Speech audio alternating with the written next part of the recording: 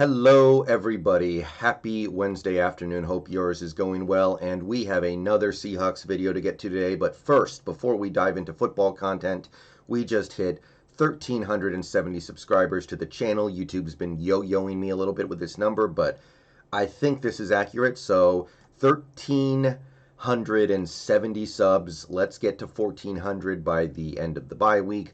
Let's get to 1,500 by the end of the month. Let's get to 2,000 by the end of the football season. And I want to say thank you to everybody who subscribes to the channel, old and new. If you guys were not watching my videos, I would not be making them. And thank you for making all of this possible. And as for the football content, we're going to have to talk about it, guys. I'm not really looking forward to this one. I'm not excited about this one. You guys know that I love Bobby. If it wasn't for DK Metcalf doing DK Metcalf things so far this season, Bobby Wagner would be my favorite player on the team. And it was not fun for me this offseason to talk about Bobby, but I made that long video where I told you why he wasn't really that good last year. We're going to have to do it.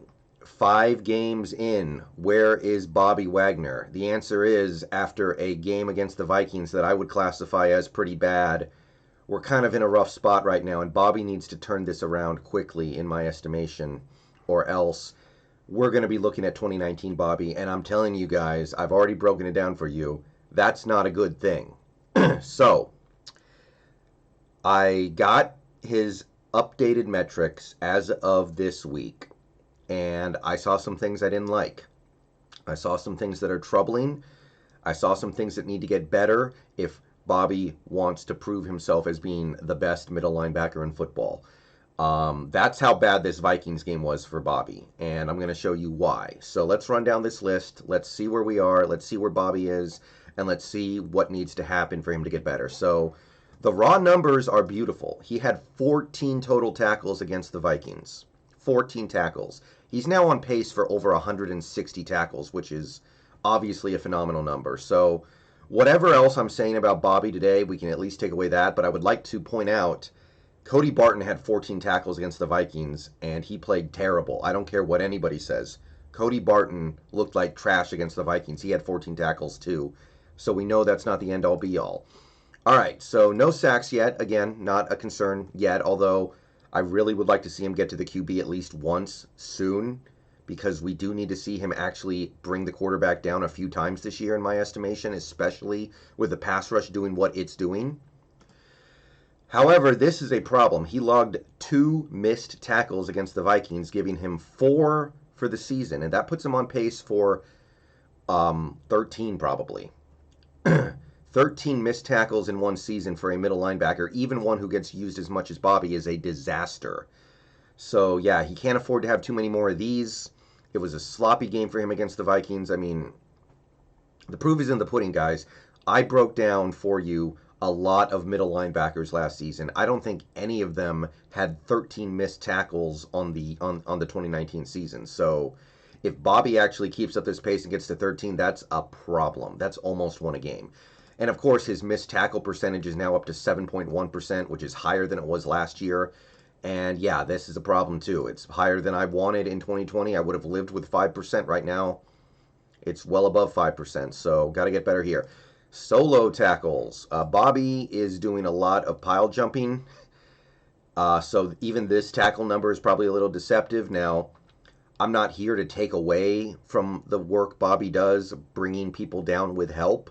That's not worthless. I mean, he made the biggest defensive play of the game last night on a 4th and 1 where he brought down a ball carrier with along with Benson Mayo and Cody Barton. So I understand defense is a team effort, but the fact that his solo tackle count is still pretty low despite logging all these total tackles tells you that he's just not really having the big impact that I was hoping he would have this year. No new QB pressures for Bobby against the Vikings, so this number stays at 3, which, again, is fine. This isn't starting to not be fine, though. He has not logged a tackle for loss in a month of football now. He logged 1 against the Falcons. He looked great against the Falcons, by the way, and he has not had one since. Yeah, I wanted him to get to about 10 this year. He's got to start making some plays in the backfield. I'm sorry, but if you look at other middle linebackers in the league who are considered elite or even good, they're making plays in the backfield a few times a month. Bobby hasn't made a single one in a month. So coming off the bye week, he needs to start making some plays in this backfield, or else it's just becoming a problem. Still hasn't forced a turnover. I will say that the fourth down play he made on Madison is kind of like a turnover, but it's not. So still no turnovers forced. Turnovers forced, excuse me. Passes defended, he had none against the Vikings. Still at 4, which is still a very good total for him through 5 games. Still well on pace to meet expectations. Run tackles. This is one area where Bobby shined against the Vikings, kinda. He had a lot of run tackles against the Vikings. I think 10 of his 14 tackles were in the run game. So if you take a look at this, let's actually see here. Yeah, it was 21, now it's 31, so he picked up 10 run tackles against the Vikings. The problem is, and you guys already probably know what I'm going to say, the Vikings had success running the ball against the Seahawks, and that included on many of Wagner's tackles.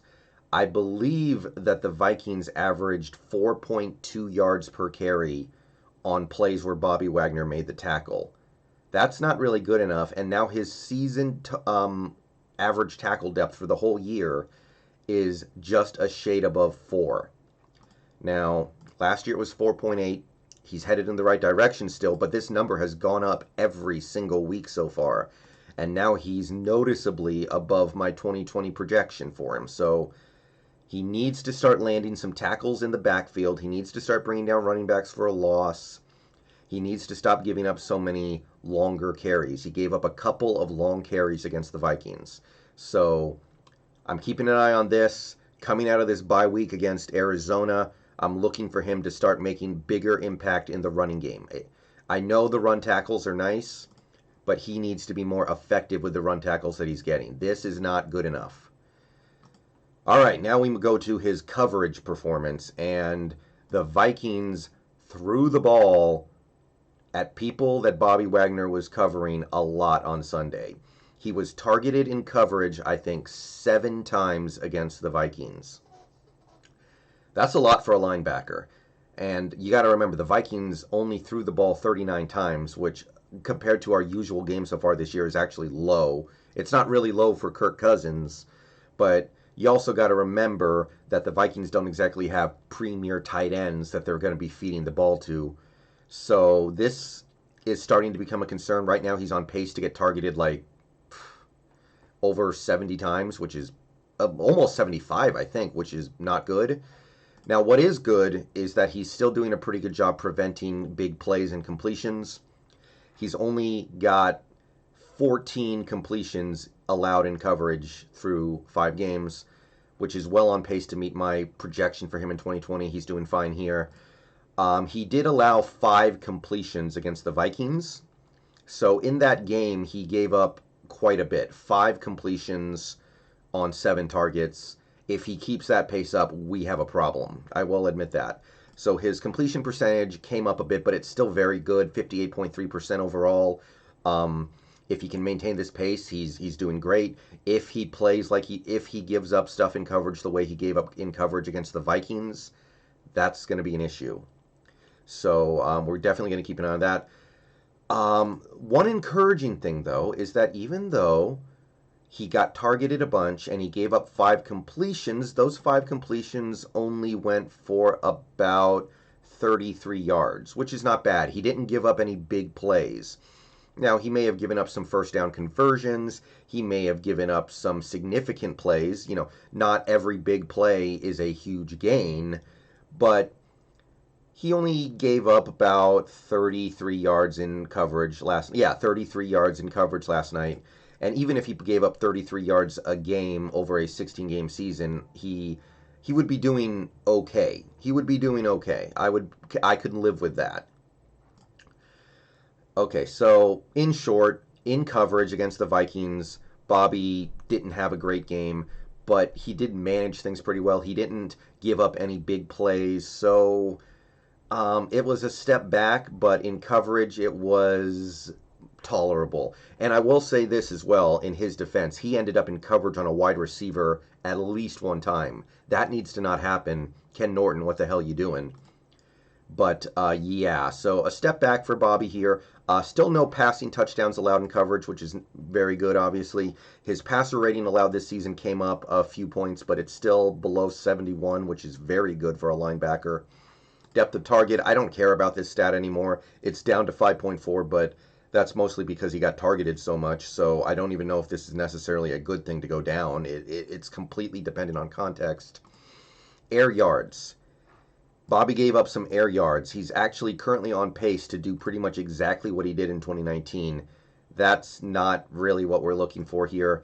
I am not going to raise a red flag over this as long as his yards after the catch total is so low. Right now, he's on pace to only allow about 150 yards after the catch. If he's only allowing 150 yards after the catch on a 16-game season, then giving up a few extra air yards is whatever. So, yeah, he is at the very least not giving up much after the catch. He gave up 5 completions against the Vikings, and he only allowed a total of 9 yards after the catch on those completions. So that's pretty good, and I can deal with that. And finally, his pass rush win rate came down to 13%, which is better than it was last year, but still below what I wanted to see in 2020. So, got to get home on some of these QB blitzes, Bobby. I know he only had like 2 blitzes on Sunday, but you got to get home, Bobby. I don't know what else to say other than that. We need to see a little bit more from the Bobby Wagner pass rush. The coverage is still okay.